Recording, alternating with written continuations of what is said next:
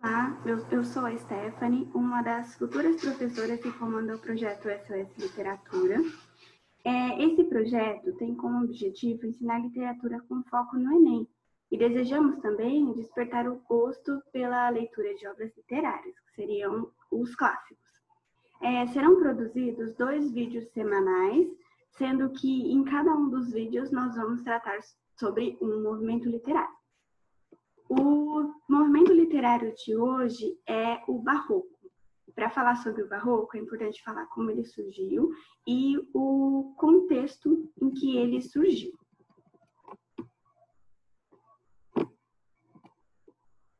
Bom, com o Renascimento, substitui a visão de mundo medieval teocêntrica pela perspectiva antropocêntrica. Ou seja, na perspectiva teocêntrica, Deus é o centro, e na perspectiva antropocêntrica, o homem é que é o centro. A Reforma Protestante ocorreu nesse contexto e dividiu os seguidores da Igreja Católica. E para lutar contra a Reforma Protestante, a Igreja Católica ela tomou várias medidas que juntas formaram a Contra-Reforma. Dentre essas medidas, uma que repercutiu bastante em Portugal foi o fortalecimento da Companhia de Jesus. Com esse espírito fortemente vinculado à Contra-Reforma católica, foi que surgiu o Barroco.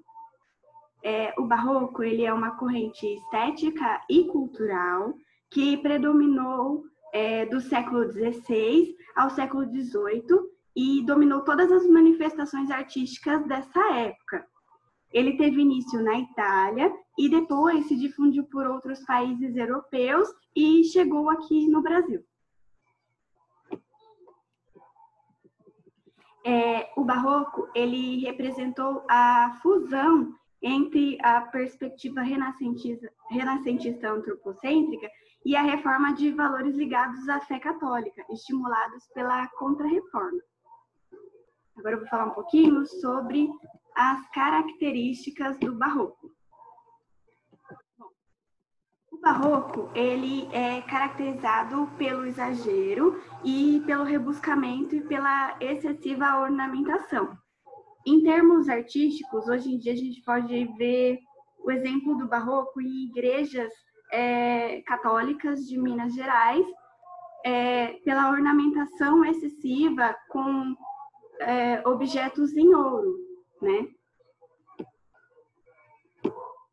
Bom, nas obras barrocas é retratado o pessimismo, em que ocorre uma desvalorização da vida e uma visão depressiva da existência. As pinturas, elas revelam tristeza e os textos um certo caráter melancólico. Também temos como característica do Barroco o contraste. Ele porque tem uma tendência de aproximação entre os valores opostos, como o velho e o novo, o claro e o escuro, o céu e a terra, o espiritual e o terreno. Também temos nas obras barrocas o conflito, porque existe um conflito permanente entre a razão e entre a fé.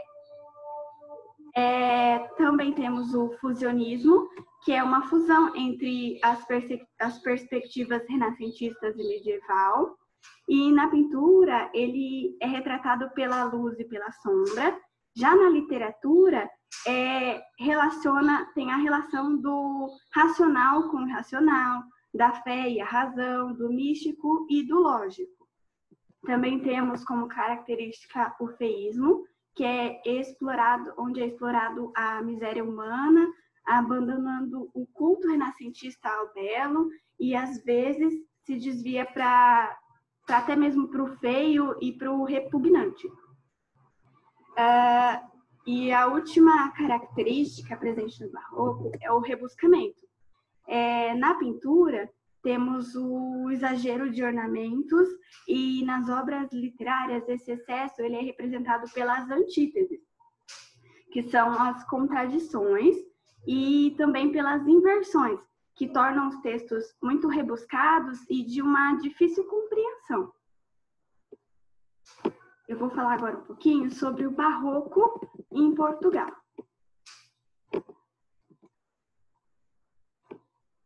Bom, em Portugal, no ano de 1580, ocorreu a morte de Luís Vaz de Camões e também o domínio espanhol sobre o território luso. E nesse contexto é que surgia o Barroco. Os autores que têm maior destaque desse período, lá em Portugal, foram o Dom Francisco Manuel de Melo, com sua poesia, o Padre Antônio Vieira, com a oratória, Maria Alcoforado, com as cartas amorosas, e o Padre Manuel Bernardes, com as lendas, anedotas.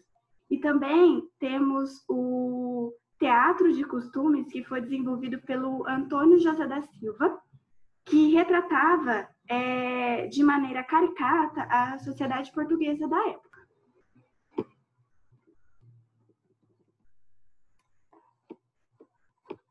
A seguir, eu vou falar um pouquinho do Barroco no Brasil. O Barroco no Brasil, ele teve início com o poema épico Prosopopeia, no ano de 1601, que é do autor Bento Teixeira. Os poetas barrocos brasileiros, eles cultuavam o estilo gongórico. O que seria isso?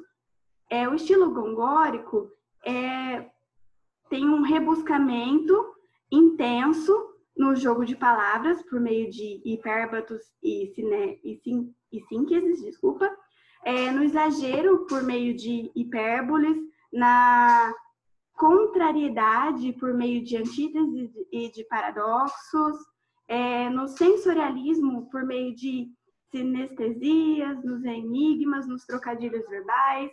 Tem uma temática centrada na instabilidade do ser e das coisas, na sonoridade, também tem uma certa obscuridade e também tem a nomeação de objetos, né? Esse estilo, ele também é conhecido como cultismo. Os poetas no Brasil, nessa época, eles buscavam se reunir em uma espécie de grêmio erudito, né? Em que eles podiam manifestar as tendências barrocas. Eles se reuniam para colocar no papel as tendências do movimento barroco.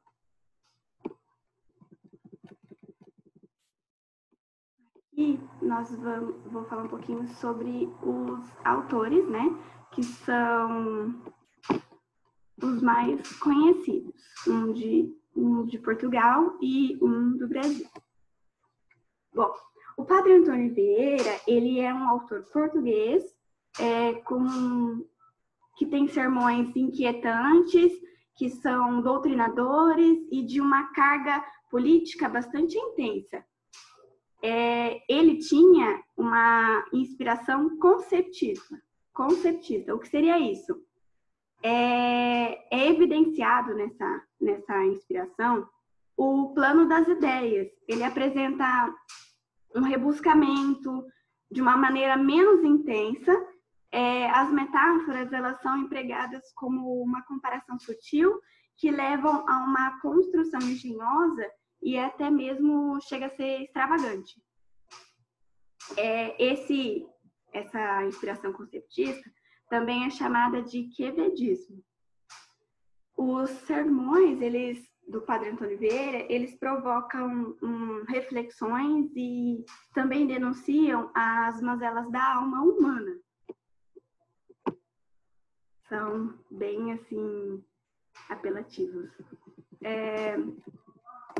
Os sermões mais conhecidos do Padre Antônio Vieira são o Sermão da Sexagésima, o Sermão de Santo Antônio e o Sermão pelo Bom Sucesso das Armas de Portugal contra as da Holanda.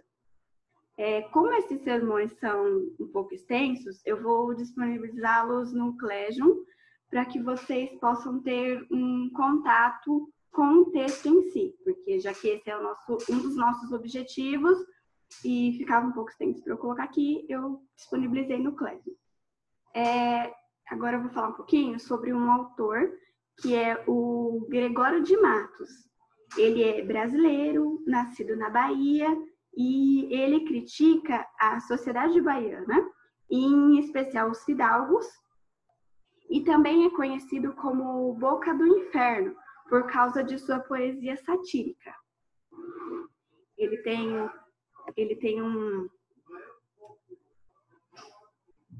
uma maneira de dizer que remete a essa ideia de boca do inferno, de maldizer. Aqui eu vou passar um pouquinho sobre um dos sonetos, vou mostrar um pouquinho sobre um dos sonetos de Gregório de Matos. Vamos lá. O nome do soneto é A Jesus Cristo Nosso Senhor. Pequei, Senhor, mas não porque hei pecado. Da vossa alta clemência me despido. Antes, quanto mais tenho delinquido, vós tenho a perdoar mais empenhado. Se basta a vós irar tanto pecado, abrandar-vos sobeja um só gemido, que a mesma culpa que vos há ofendido, vos tem para o perdão lisonjeado. Se há uma ovelha perdida já cobrada, glória tal e prazer tão repentino, vos deu como afirmais na sacra história. Eu sou, Senhor, eu sou, Senhor, a ovelha desgarrada. Cobrai-a e não queirais, pastor divino, perder na vossa ovelha a vossa glória.